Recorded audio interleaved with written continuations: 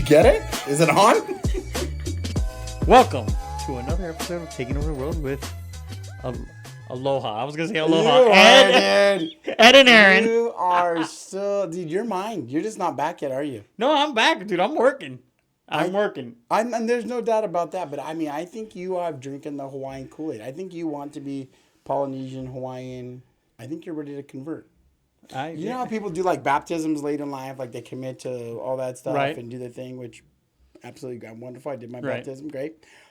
I wonder if they have one for Polynesians. Because I think you would do it. Or is that what you have coming up on the books? Is that why you are? I won't even break the news to people. But is that the reason for your, I'm not going to call it a midlife crisis, but your sea turtling adventures holding the trident? Sea turtling adventure holding the trident. No, so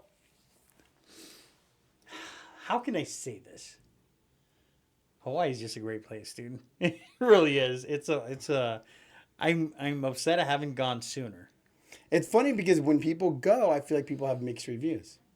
I feel like people are like, oh yeah, it's a great vacation, but then I hear people like, oh yeah, like the locals don't really want you there. It's like very tight knit group, and you're considered an outsider. I've heard both sides of it. I really had a great experience there for the most part. I love it. That's great. There were some other people, plus a lot of I have clients that are Hawaiian, and been able to mix with them and learn a little bit about their culture and spend time with them. But yeah, no, I'm like we watched Moana yesterday. Jeez. And not at my request, at my son's request. So because he wants to move there. Just Moana and Maui. So I'm gonna call you Maui now. That's fine. Or Hey. You want to be Hey? No, I don't want to be Hey. Definitely don't want to be Hey. That is not who I want to be. Maui, I'll take. So are you now like a full? Like is the sea turtle like your? Is that like your? That's my spirit animal. Is that your spirit animal? That's how I was going. So the sea turtle is your spirit animal. 100%. You know what it stands for? One of the many things it stands for. I don't know, just like an awesome stability. Okay. Longevity. Patience. Okay. I mean, I'm good Family. with all of that. Like that's what it stands for. I'm gonna buy a sea turtle now. Yeah. Well, Can I put a sea turtle in my pool? Probably not. Dang. So you can't touch them. Why? Because their defense mechanisms are not set up for all the bacteria that we carry as humans. And sometimes we have bacteria that we don't know about in our hands, and when we pass it along to them, we give them an infection that kills them. So when you're in Hawaii, you're not allowed to touch them because. So if I'm like just chilling in the water or surfing or something, I'm in the Hawaii living the shaka bra life, right? And I see a sea turtle there floating, I can't reach down and touch its shell. No, it's a federal fine. Wow. Yeah, and it's funny because if you watch, which I didn't notice until yesterday, now knowing that you can't touch them. Yeah.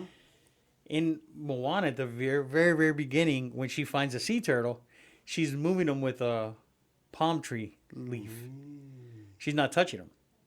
And the reason is because you're not supposed to touch them. Is The Rock allowed to touch sea turtles? I feel like if anybody's allowed to touch the sea turtles, I feel like it's The Rock. Nobody. And he would even The Rock. And he would probably not touch them out of respect. Yeah. But they live for like 100 and something years. See, I'm down for that. Dude, I'm so down for that. Okay. So we don't want to be sea turtles. And Brandon wants to move there, so that's a new development. So, like, he's like for real, they're just like, hey, this would be cool. I was there for like a week for vacation. I want to. No, like we were looking at places yesterday. We were looking at jobs. What would he do out there? Well, that's what we were looking at, right? So one of the things. Be a cabana boy. No, he was actually looking at, because he likes physical labor. Why? I have no idea, because I am not the most physical labor kind of guy. Yeah, I don't really associate you in physical labor. That's not my thing. Like not normally in the same sentence. I mean, nothing against it, but that's not been my thing. Yeah, I can see that. But he loves physical labor. He loves to do that. So we were actually looking at jobs at the Dole plant. Oh. Working at around pineapples and picking pineapples and doing that stuff, because he wanted to see what that would be like. But we did. Don't they have like macadamia nut farms up there too? Isn't that supposed to be like really big? Macadamia nut farms, which is tropical farms, is one of the bigger ones out there. Okay, so he's gonna be a tropical farmer. So we were looking at that stuff, but one of the things I saw over there when we were looking at it this weekend, and we were looking at things, he's looking at getting a job here with a painting contractor. Mm-hmm. We did find jobs from the state that pay over there approximately $6,000 a month Okay. for a painter with experience. So I was like, look, dude, get the job here, learn how to paint, get the experience, and then move over there with experience, and you could potentially make $6,000 right off the bat. Isn't cost of living high in Hawaii though? It is. It is. Okay. Yeah, but $6,000 you'll be able to get at least a studio apartment, pay your bills, and at least to start. And then I mean, all the painters that I know do side jobs painting stuff here in Vegas. So what do you think? Being that we are in Vegas, we are in Sin City, the betting capital of the world. Yes. What do you think the odds are within the next 3 years Brandon moves to Hawaii? I would say 80%. Wow! Yeah. So in the next 3 years, my prediction is Amanda seriously looks at moving to Canada. Oh, okay. Okay. That's I predict that. Because she likes maple syrup, eh? Hey. Eh? Yeah, and her boyfriend lives there, obviously. That's not the reason. It's like pancakes and maple syrup, eh? Yeah. But it's more of her style. Yeah. She's more laid back. She's more Dude, no does that guns. like freak you? Okay, so... And Brandon will move to Hawaii. So does that like freak you out at all? I guess your kids are older. So these are like Braxton's birthday's today. Right. He's our first Shout out to Braxton. Happy birthday. Teenager, bro. The first teenager. First teenager. Woo! Remember those days. Man, I'll tell you what. I'm going to have to, everybody in the podcast, if you could sign up and send some home inquiries over to let us work for you because these birthdays are getting more and more expensive. but like the thought of like, and I guess I did it because I didn't live with my parents. I mean, when I went to college, I lived on campus at ASU. Then I moved to Vegas for the family business at the time, but they were still living in Arizona. But like, I don't know, that's weird to me. Like thinking like your kids are, one of them's out of the country, and one of them's going to Shaka Bra land. So I was talking That's to crazy. it's funny. I was talking to my brother about that, right? And I think that my personal opinion on this, right? And we could get flack for it or whatever, but my personal opinion is a lot of the very successful people I know in life left their home area, left their area because when you go somewhere, you typically have to figure things out. Sure, it makes sense. You don't have mom and dad there to take care of you or whatever. So you go figure stuff out, right? You have to figure out how to pay your bills. You got to figure out how to make ends meet and survive. And most of the people that struggle later on in life have stayed at home, right? They're living in mom's basement or in a room or something. So I think that given another go at life, I think at 18, I would have moved up to Michigan. I would have moved to Ann Arbor because I really wanted to go to the University of Michigan. Okay. So I would have moved up there. Even if I didn't go to school there, I just would have moved there at 18 and tried to figure life out. Well, I think that goes with a lot of things. I think because when you see, like even like these Hallmark movies or they like big city girl, big city guy goes back to the country, goes back to the home. And you see all these movies is that I do think there's part of it where depending on people's and the way that they, like their behaviors and stuff, like they can be very complacent. It's like they don't want more. They don't want to push out of their comfort zone. They're like, hey, listen, I grew up here. My family's worked here. We've been third generation school district or, police department, fire department, CPAs, and everybody can be, not everybody, like a lot of people just go with what they know. Hey, listen, my dad was a CPA. I'm going to go into the CPA business. I'm just going to stay here. It provided a good living. It's safe, and there are good livings, but there's some people that like, they don't want to push the envelope. Like they don't want to get out of their comfort zone. They know what's safe. They know what works. And, like, I guess when I think about it, like I was out of the house by 18. 19, I was living on campus. And then when I came back, maybe like a couple of months there, but then I moved out to Vegas by myself. I was living out here by myself in 2004, 2005, June 20, like I was probably 21, 22.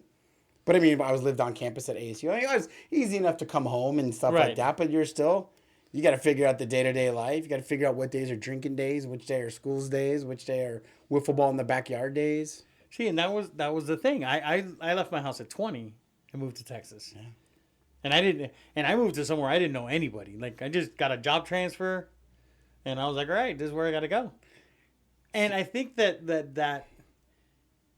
and I don't know. I don't know how to look at it. I look at it as you've raised, if your kids are willing to take the chance, you've done a good job, right? Because they're not afraid. Yeah. They're willing to take a shot and say, you know what? I can do this. Brooklyn's out at 18. See, that's the thing. See, I feel like she's gone. She's going somewhere. She's out, dude. See, we thought Amanda for sure was going to be out at 18. She'd be my first one, I think, that's gone. No, because Braxton, if he gets a scholarship to go play baseball, he's going somewhere. He's going to go somewhere like for college. I think she's the first one that like actively looks to leave the house, like move out. Beckham, I think if he could move into our room and live with us forever, I think he'd be okay with that. Well, he's still young, though. Andy would be okay with that. The baby gets it all. That's true. He is. He's young. He's still. I'm still in that team. And I think maybe that's why I'm still like thinking like, oh man, kids leaving state, or I'm like, I don't know what Andy would do. I don't know what I'd be like. Like we need, and I watch how active like our parents have been, and Andy's that live like down the street from us pretty much. Like I think like my father-in-law is like, he shows up yesterday. We made it to the championship game yesterday, and I turn around. He's like, "Hey man, good, like here we go." It's like, like everybody knows him. He comes to all of our sporting events and this and that. So it's like, I feel like that's the kind of role I want to have too. Like later in life, like going to the grandkids game, helping like them coach or laughing at them while they coach and be like, "Ha, remember when you guys did that to me, suckers?" Like get your payback. Yeah, it's gonna be weird. Now, will it actually happen? Who knows? Yeah. But I was talking to my brother, and his son, my nephew, wants to do the same thing. As soon as he gets out of college, he wants to move up to New York. Listen, do it now. Do it while you're young. What do they always say? If you're going to fail now, fail fast. Learn from it. Move out to Hawaii. Move out to New York. And if it doesn't work out, you're home. Freaking 18, 20, 21 years old. You got it. But how cool, like when I was talking to my brother about it, those are stories that if you go out to Hawaii and you make it, or you go to New York and you make it, or you move wherever and you make it, great. And if you end up not, it's still a story. Yeah, for sure. And you learn from what you didn't. Okay, next time I move out, what am I going to do differently to make sure I succeed this time? Yeah. And taking chances. I mean, you know me. I'm the king of taking chances. I know. I love it. I don't think Mercy wants to hear that as much. All right. And she doesn't like the encouragement of the bad behavior, because she considers it bad behavior wanting to leave. Ooh. But yeah, I encourage it. It's like, you can't keep them at home forever. And if you do, you're doing a disservice, because at the end of the day, you can't hold them back. At the end of the day, right, they're gonna move on. Well, it's just like in anything. Like we talk about in our industry, in real estate, and in the jobs that are out there. It's collecting data, making a decision, helping your clients make a decision, understanding their why. And putting all the information together to help facilitate, in our industry, a sale of a home. Right. And it's like in this case, you hate to be like, it's the same thing. It's not. But, you collect the data. Brandon, he went there. I get it. A lot of people go on vacations like, this is the greatest place in the world. Well, there's a difference between vacation mode living there and everyday living there. But if Brandon starts to collect the data, he finds out he can get a job there. And at the end of the day, maybe that's a place where his personality fits. That's somewhere he can flourish. And maybe he's there for 5-10 years and comes back. But at the end of the day, if he does his homework and collects his data, just like we would on a property or a purchase or an investment, it's like, can't fault the guy. So no, you can't. So, question for you. Yes. What is it that we do on buyer consultations and seller consultations? We understand the big why and see how we can provide value. That's what you do, right? Right. And you find out what it is that is motivating them to make the 100%. And how they how they came up with the decision of either buying or selling, right. Or what, right? That's what we do, right? You got to understand that. That is literally, if you go with a full pun, like this is the foundation of building a house here. Like you cannot move forward until we feel like until you build that foundation, understand the why, understand what is. You got to have that solid foundation to go. So yes, that is what we do. So, I was in Hawaii and we did the podcast. I told you I was going to get a real tattoo. I was thinking about getting one over there. Oh, yeah. Right. So I went over there, and all they did was look at the current one that I had, the henna that I had done, and they said, hey, yeah, this is, we can do that tattoo somewhere else. This is when you got back and you're having a consultation. No. This is in Hawaii. Okay. I went and got it done. They gave me a price, and they said, hey, we can copy that and do that on your arm. And I was like, okay, whatever. And I went in there and I didn't feel the vibe. Yeah. So I got back and Didn't have a very sea turtle-esque vibe to it? no, they didn't have the very island lifestyle. Maui and Moana feel to it? Yeah, no, they didn't. Okay. So I didn't do it. More of a hey feel in there? Okay. And whatever. I mean, they could be really good at it. They just didn't have the right feel. Sure.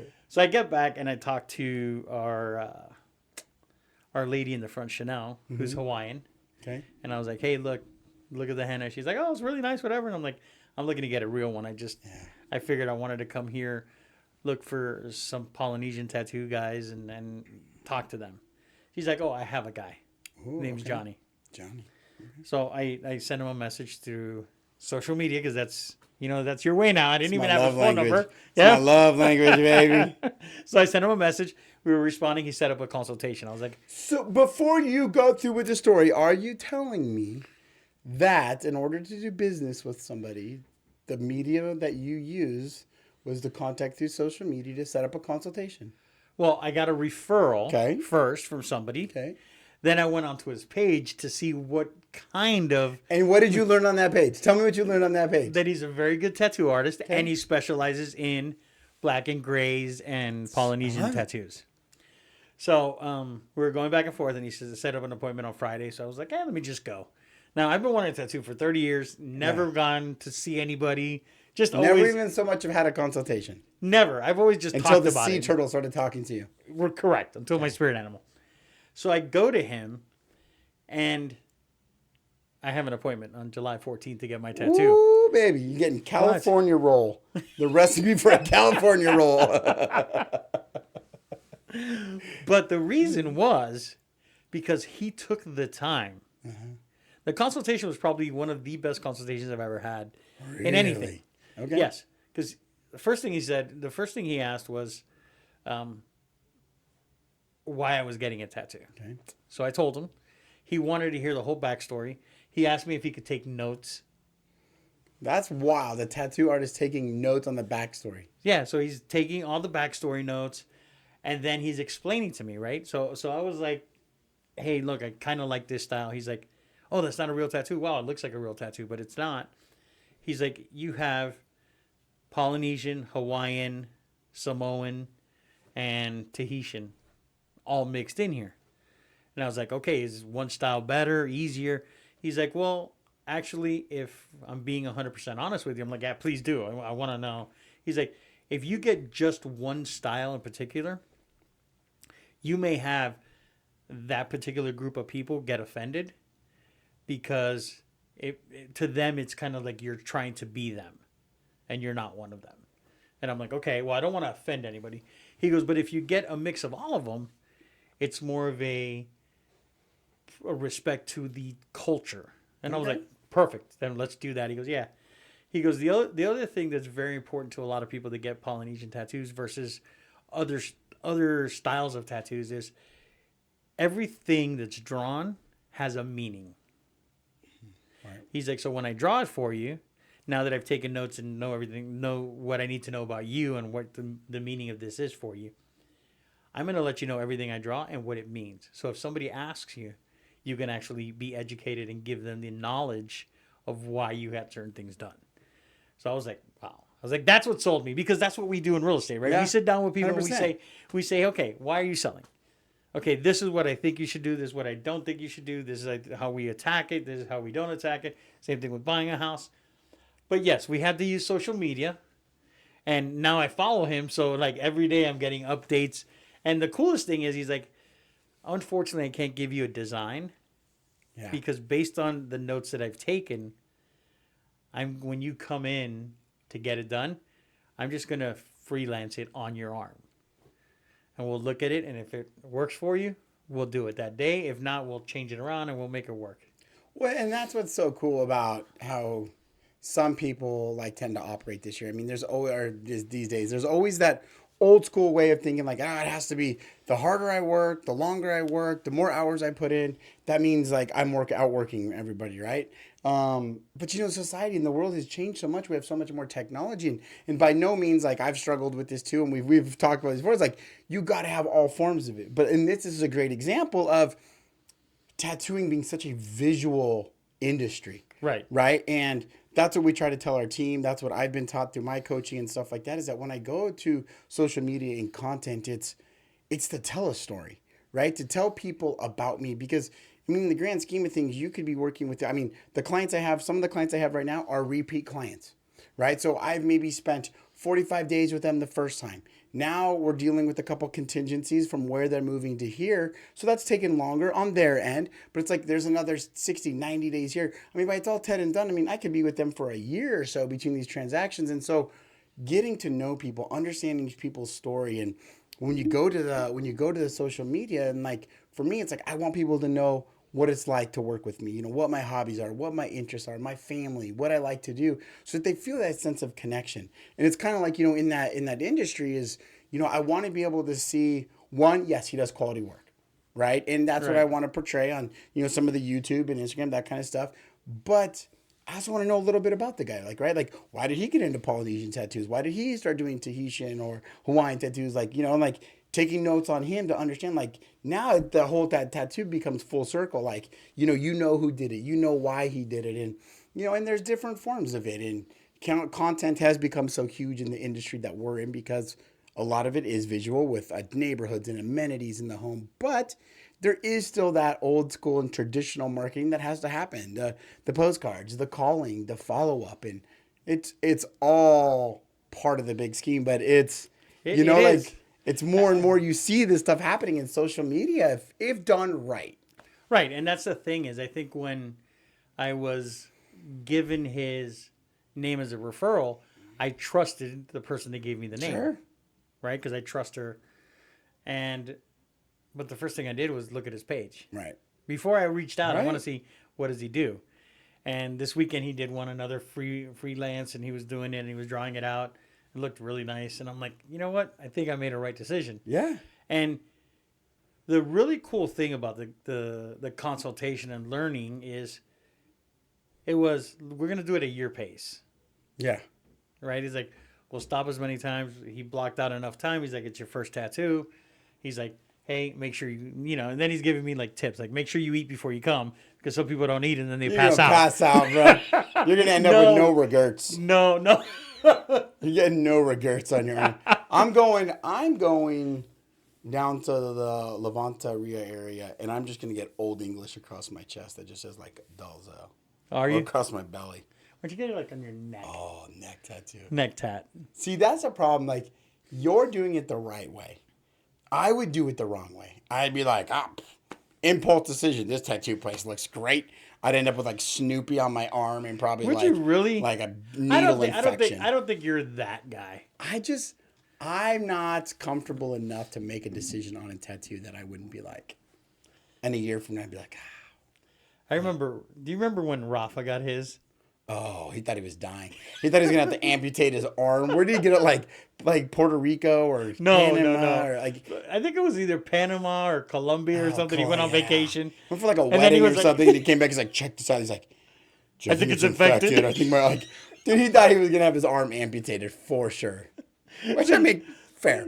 So we're looking at things completely different, right? Yeah. So he's like all worried about amputating his arm, and I'm like, I'm gonna get it on my left arm, and they're like, why your left arm? Like, well, if something goes wrong, I'm a righty. I don't want to lose my right arm. But I don't think I'm built. The two things that I'm adding to my list of things that I'm not built for. So number one is still prison. Right. I'm not built for prison. Nope. Two is I just don't think I'm built for tattoos. I mean, I think they would be sweet. Like, I'm telling you. Like the 3 to 5 year, like one that goes like a full sleeve. Why 3 to 5 years? Why don't you create? Because one? I don't think I can commit to it. My son is Brandon's like totally. I want to change it up. It's like a phone case. You gotta keep changing it up. See, Brandon's all jacked. Brandon says like, Dad, you're gonna get your first one, and then in like 3 to 5 years, you're gonna be full sleeved. Dude, listen. And I'm like, what? Everybody that I have known, especially males, that I've known that started off with one of my really good friends, one of my best friends growing up, his whole family super talented with just art and drawings and tribals and just anything you name it, they could draw. They're just super talented. And he designed his first tattoo, which led to another, which led to another, which led to another. I remember one of my employees one time, They started with one. Like, I'm just going to get one. Next thing you know, both sleeves, head, like. Well, I'm not going to get head. Dude, I face. think you should shave your head and go. No. Put it on the head, dude. No. I think you should, at one point, just shave your head, go full sea turtle on the top, and then grow your hair back out so you and the sea turtle know that it's there, but the general public doesn't. No. And the only and way... if you end up in prison, then you can shave your head and you'll have a sea turtle already there. And the only way that I would do full sleeve, as long as my shirt covers it up. No, see, if I'm going full sleeve, the problem is if I went full sleeve, there's just too much of a commitment level. Because then I'm going to have to go to the gym every day because I'm going to have definitely make sure. Jacked. You got to get jacked. Right. I mean, you don't really see a lot of non-jacked guys wearing full sleeves. No. So that means I'm going to get jacked. That could just be like something that you need. You know, like that's my motivation. Everybody needs motivation. You know, it's like, hey, you got to buy a new car that maybe is a little bit pushing it and pushes you to work harder because you don't want to get the repoed. You know, like you don't want to tell your friends why you don't have that car anymore. Right. Maybe if I go full sleeve, I mean, I'm gonna have to go to the gym because you can't just not be jacked. I feel like you have to be jacked if you get a full sleeve tattoo. Well, you could be just like if you get a teardrop. I mean, you gotta be ready to shank somebody. Right, but to give you if you go full, you got to be jacked. Because even the Polynesian and Samoans, even though they're bigger guys, they're jacked. They're big. Those guys, they're scary, dude. They let their hair grow out. So maybe I'll let my hair grow out. I tell you what, we've run across some Polynesians on the baseball field. No thanks. Actually, matter of fact, this weekend there's a kid. I think he's part Polynesian, part something. It doesn't matter. He's a bigger kid, and he's a big boy. He hits the ball hard, and we were pitching. We had one of our better pitchers. He's throwing big lefty, throwing hard, and he hit him twice, like in back-to-back at bats, like crazy. I called timeout after both. I'm like, hey, calm down. The second one, I'm like, dude, you hit Kona again, bro. If he charges, like I don't know if I can help you. He probably choke slams me. So I'm like, dude, like you better be careful the next time he comes up because I'm not sure I can help you, bro. So how did you do this weekend?